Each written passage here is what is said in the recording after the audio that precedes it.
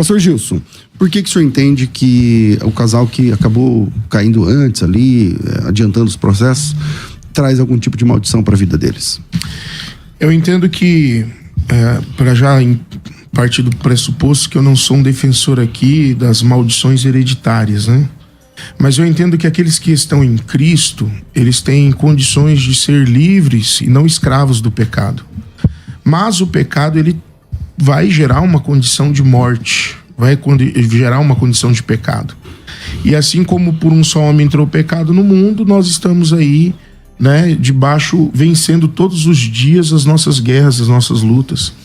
Então é bem isso que o pastor falou, assim, entender a partir do pressuposto do que é uma maldição. Em Deuteronômio capítulo 30, 19, diz assim: hoje tomo o céu e a terra por testemunha contra vocês e ponho diante de vocês a vida e a morte. E aí ele complementa dizendo: isso é a bênção e a maldição. Escolham, pois vocês a vida, para que vivam, e o dos seus descendentes. Então, o que é maldição? É alguém que anda no caminho de morte. Alguém que vive no caminho do pecado, né? A palavra anátema, né, ela alguém, se refere a alguém que ama a Deus, que está consagrado ao Senhor, porém que rejeita esse amor, que abandona esse amor. Então a Bíblia diz assim, que aquele que não ama a Deus, que seja considerado o quê? Anátema. Anátema, nas traduções mais comuns, maldito ou amaldiçoado. Ok, pastor Thiago.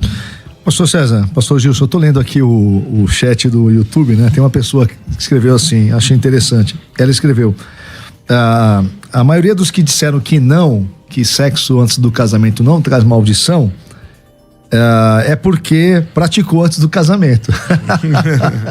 Assim, ó, eu tô aqui para defender que sexo antes do casamento não traz maldição. Vou explicar o meu ponto, tá? Eu me casei virgem com 23 anos de idade, a minha esposa foi minha única namorada.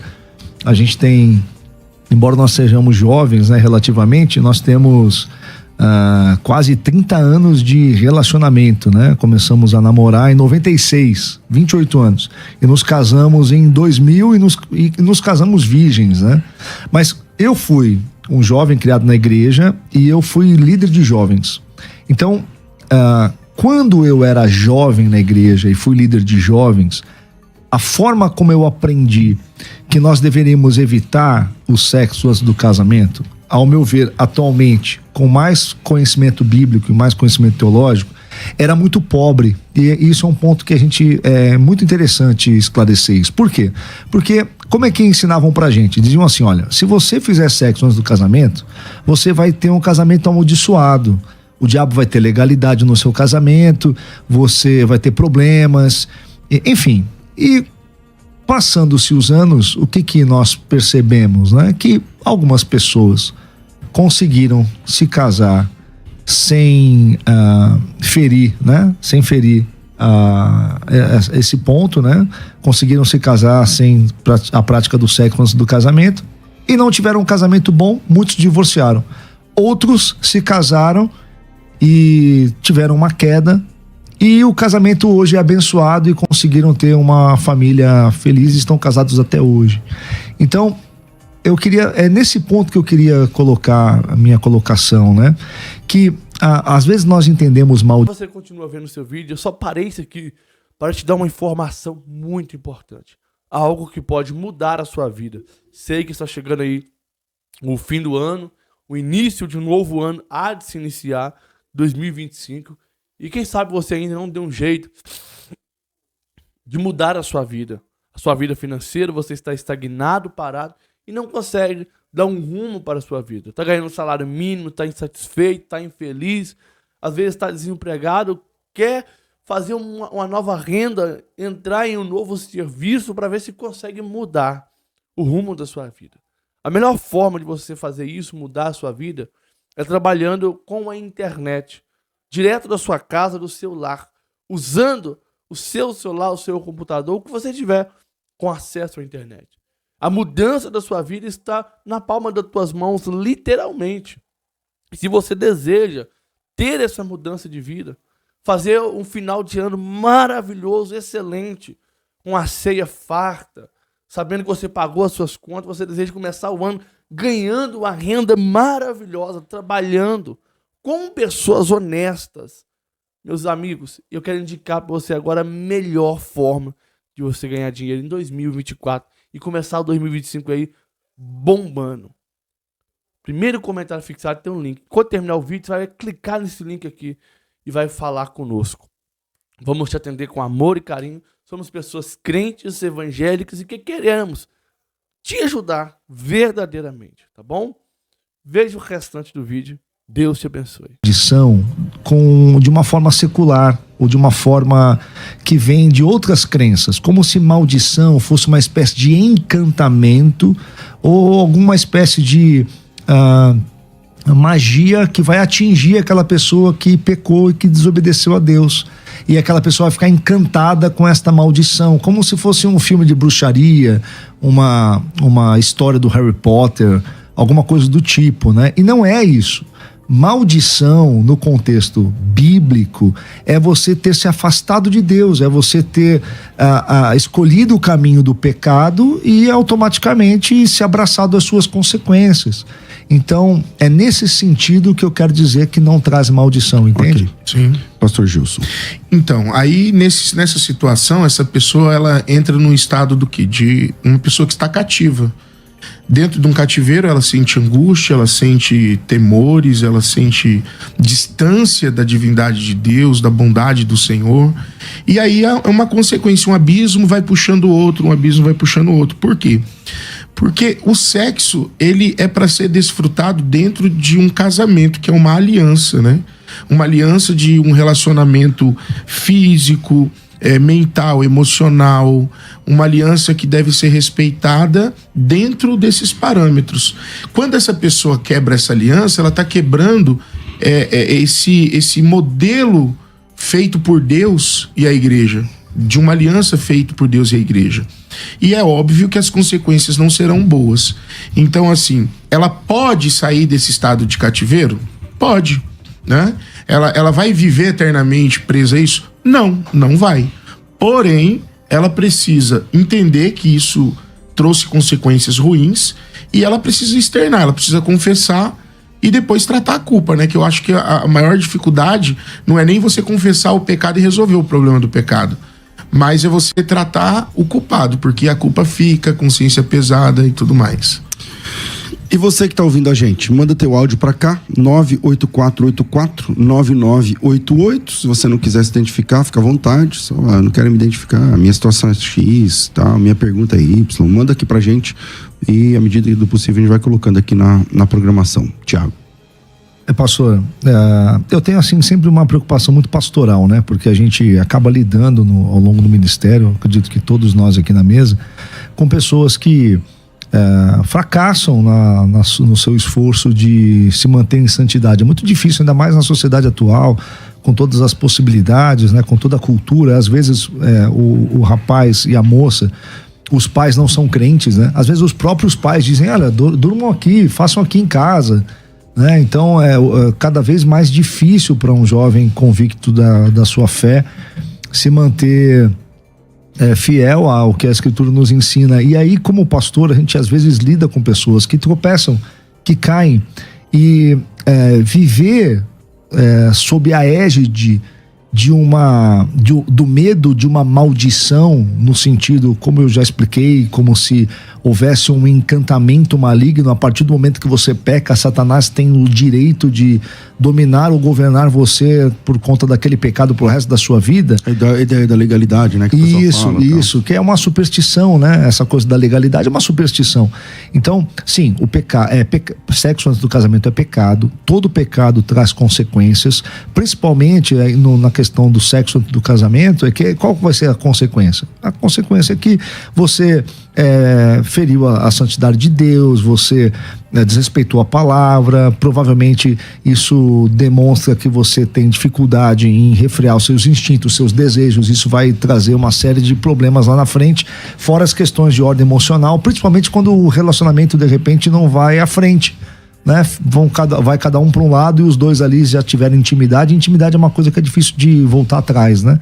Uma vez você tem intimidade com alguém, aquela intimidade está registrada ali no seu consciente, no seu inconsciente. Então, a grande preocupação para mim, né, e por isso que eu achei muito pertinente participar do debate de hoje, é poder dizer para as pessoas, olha, se você pecou, se arrependa, peça perdão a Deus, lave-se no sangue de Jesus, mas não tenha medo de que você está vivendo debaixo de um encantamento. É nesse ponto que eu quero frisar sempre a minha participação. Vou fazer uma pergunta pro pastor Tiago, porque eu acho que pode ser o nosso ponto de conflito, né? Porque se nós temos ideias parecidas, mas estamos aqui... Não, a gente está dizendo a mesma coisa, só que com ênfases diferentes, basicamente. Isso. Então, qual que é a divergência, assim? Porque, por exemplo, já aconteceu, vou te dar um caso prático na nossa igreja. Aconteceu de um casal de jovens se casarem, não confessarem a queda antes do casamento e passar anos e a pessoa não engravidar. E uma luta constante, aquela pessoa pedindo a Deus um filho e o silêncio de Deus, até o dia que Deus usa alguém e diz assim, olha, tá muito mais relacionado a você do que a Deus. Deus, ele te deu condições de gerar. Você está debaixo dessa bênção. E aí mas o aí você casal... acredita que é por causa... E aí o casal... Aí eu vou explicar a consequência para trazer o entendimento, porque que eu creio assim, né? O casal foi para um aconselhamento pastoral e confessou aquilo. E nós oramos, né? Houve ali aquele jugo que estava sobre a vida daquele casal. Aí que eu digo que eles estavam cativos, né? Debaixo, quer dizer, abandonando a bênção de Deus, eles estão num estado de maldição. Não um encantamento, mas algo que eles trouxeram para a própria vida. E daquele momento em diante, Deus abriu a madre da moça e ela engravidou. Entendeu? Então, nesse sentido, eu creio que a ausência da bênção é um estado de maldição.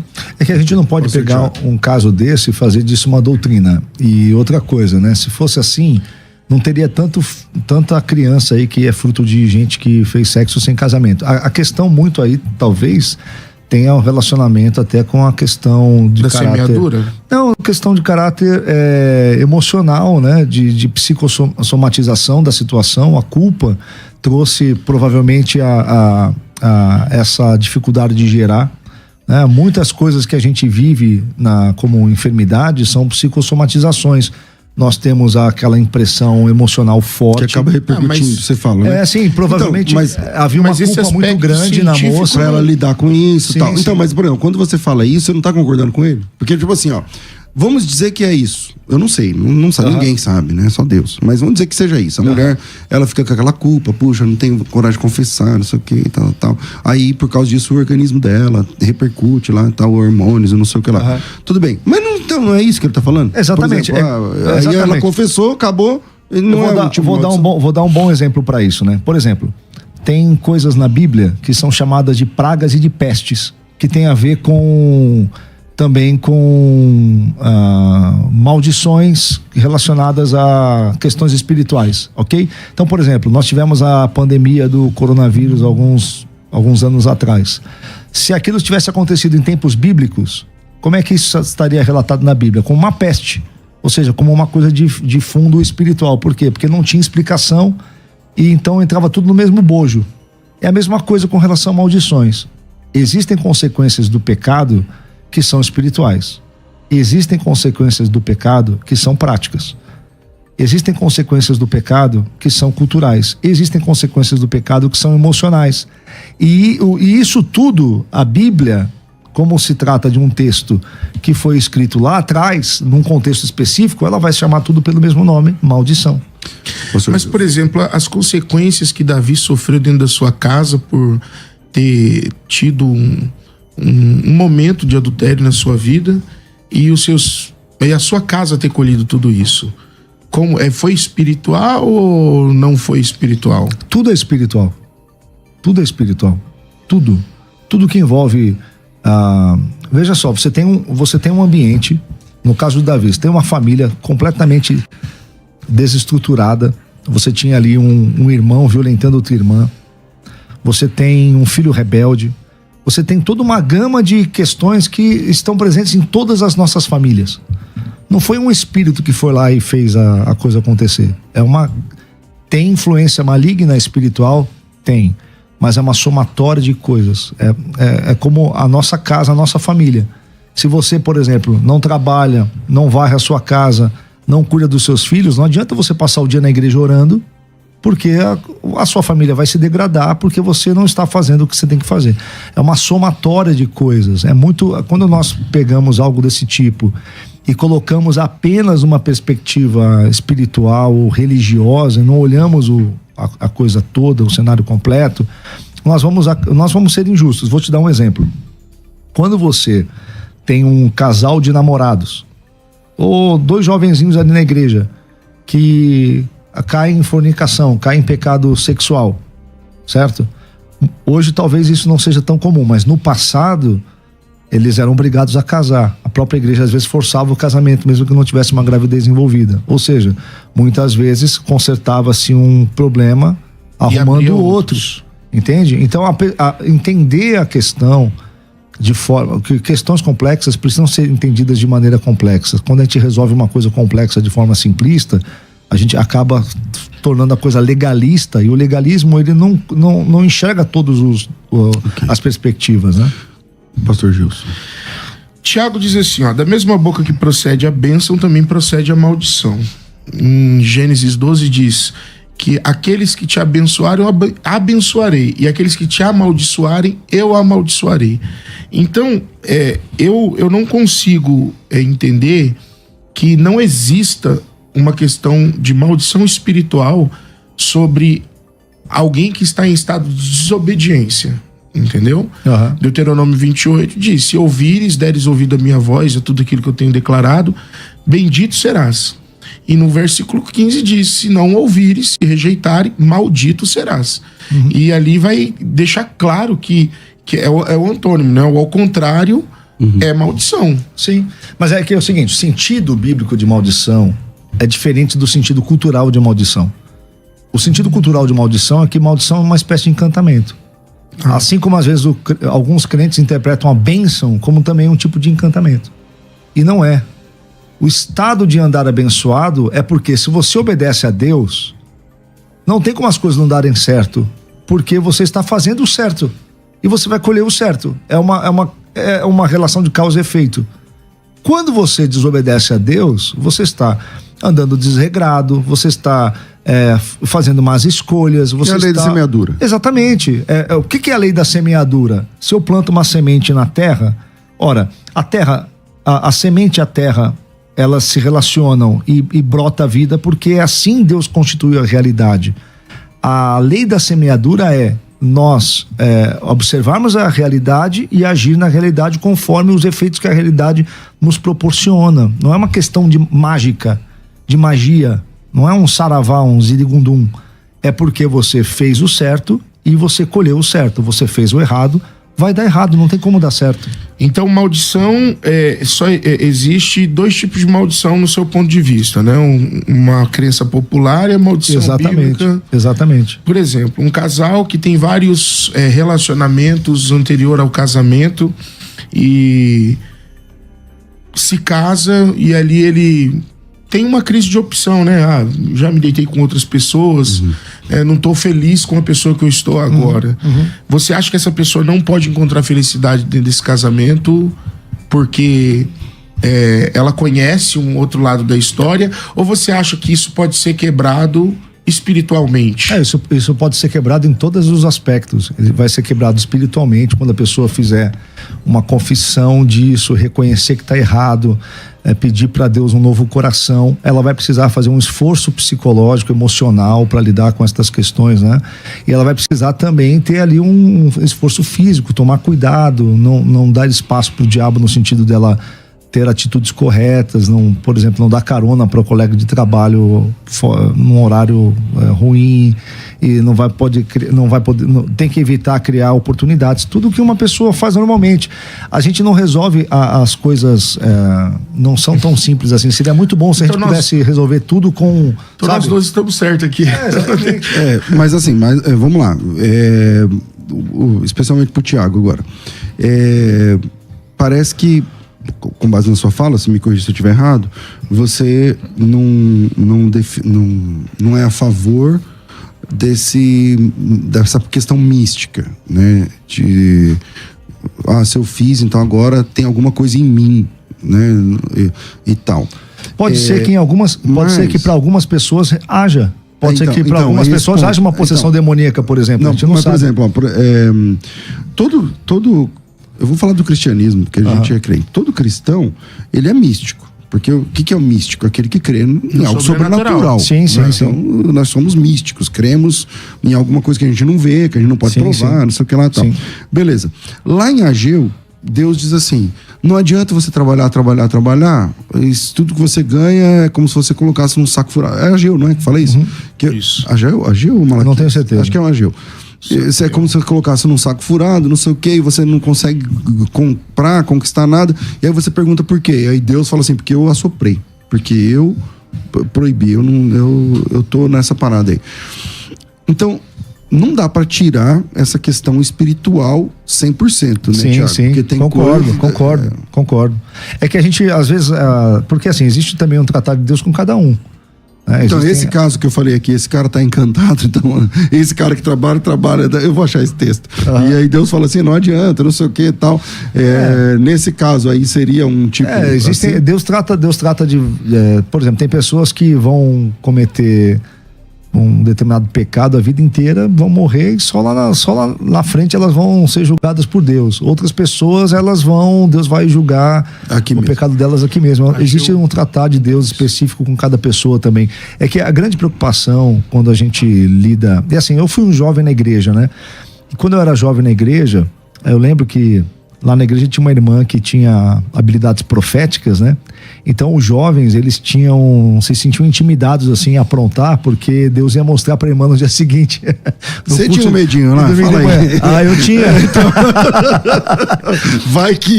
vai que Deus revela pra ela, né? Então a gente tinha essa coisa na igreja e eu lembro que